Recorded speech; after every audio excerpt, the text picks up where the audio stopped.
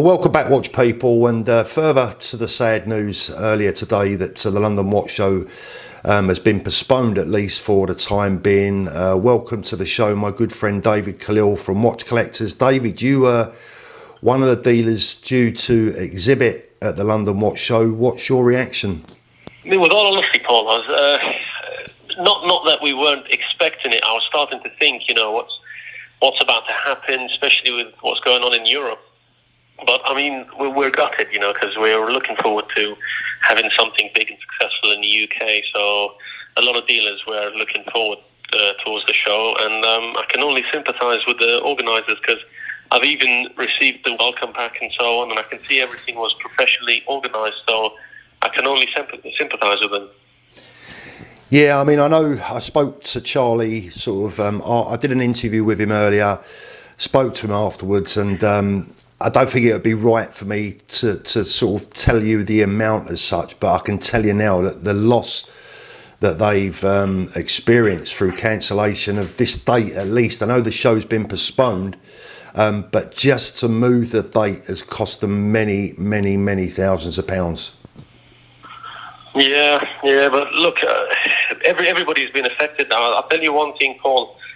I think a lot of people are scared to say the truth, but any person that tells you business as usual, trust me, lying. I think everybody's been affected with this. Yesterday, I went into a boutique. I'm not going to mention the brand, but to the actual official boutique on the Bond Street, and I went in just to pick up something small from there.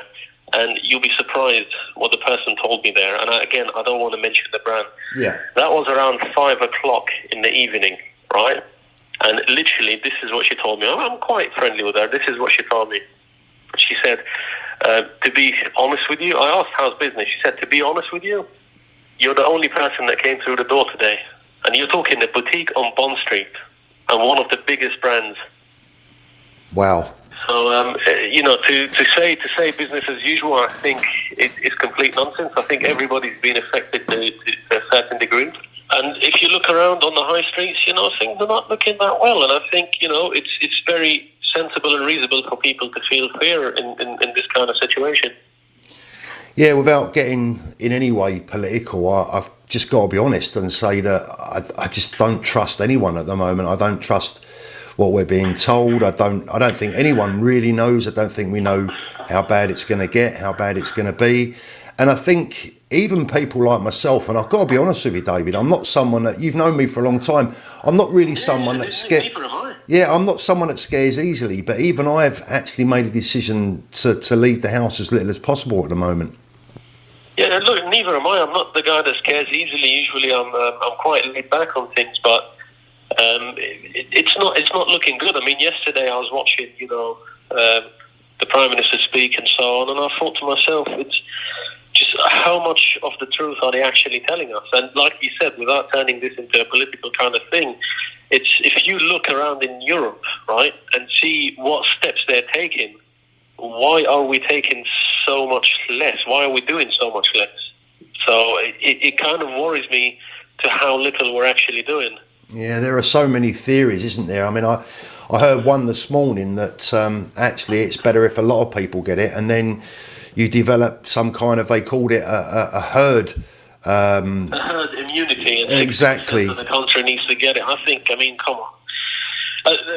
Paul, look, companies are not stupid, right? I think if football matches are being cancelled and, you're talking, okay, we're talking, again, as much as I sympathise with the London Watch Show, but if you think that costs a lot of money to organise, how much does a football match cost to organise? Football matches are being cancelled, trade shows are being cancelled, Basel World was cancelled, so many things happening, but especially in the UK, with a lot of companies asking their workers to work from home, right? I mean, they're not stupid. Nobody wants to lose money. If big companies are asking their staff to work from home, it means there's a little bit more that we don't actually know. And again, I don't want to put fear in people's heart, but I hate to say everything's okay when it's not. What do you think the potential long-term effects could be for, it almost kind of seems a little bit wrong to be talking about luxury goods in a position like this, but it is a watch channel, and I've made this clear already. We are in the watch business, so potentially I think the effects are potentially the same for almost every business. But how do you see this panning out for the watch business in particular? Well, I mean, first thing first, Paul, I wish everybody who's been affected by this or has a family member that has been affected by this just a speedy and a healthy recovery, How does it affect the business, well, the watch business? I mean, let's be fully transparent, right?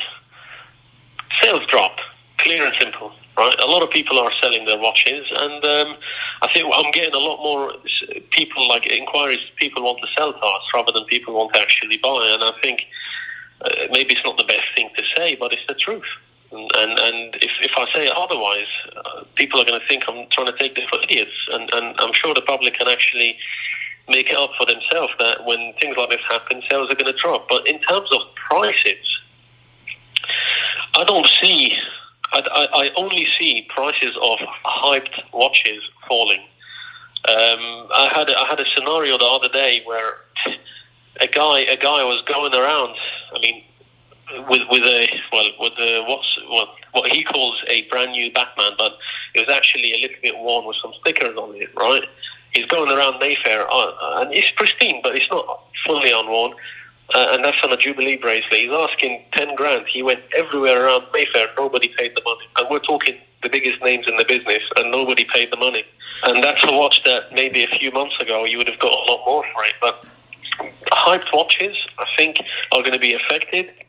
Everything to do with vintage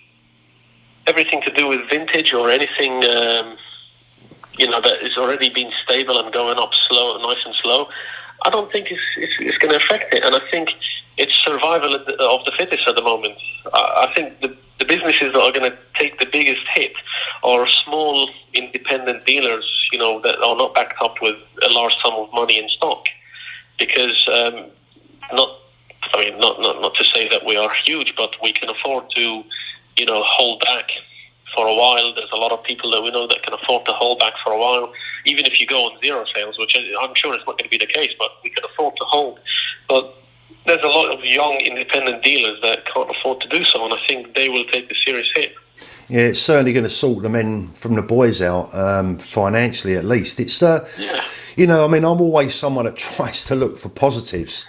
And I've got to be honest with you, David, this week I've actually, I'm one of the most positive people that you could wish to meet. And this week, I've got to be honest, even I'm struggling.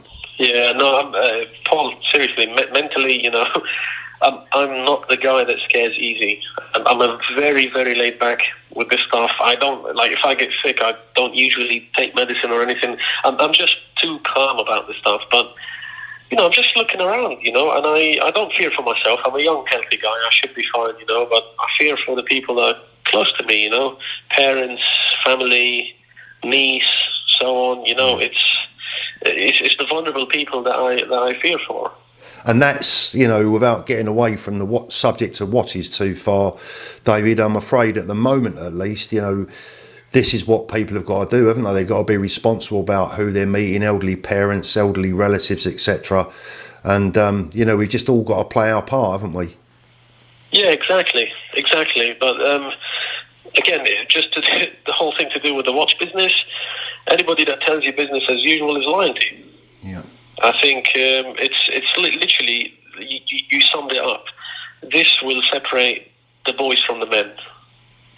This is going to, and it's very unfortunate. I hate to even make that comment, but a lot of young dealers or any dealer that is starting up is really going to struggle financially in this time. And anybody that actually, anybody that relies on flipping brand new watches, I think it's a game that is soon to end. I've said that before, and I'm not sure. Seen my video, I did say that before. This game is coming to an end, and this was before the whole coronavirus thing.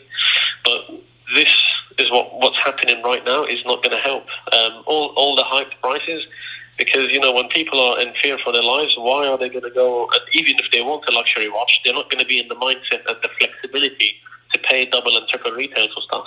David, I really appreciate your time this afternoon. I know you're busy there, and you're right on the ground, as it were, right in central London. I'll just finish, for now at least, by saying, take care of yourself, my friend. I know that, your lovely wife is due a baby. You make sure you look after your family and everyone around you. And I'll speak to you soon. Likewise. Look after yourself, Paul.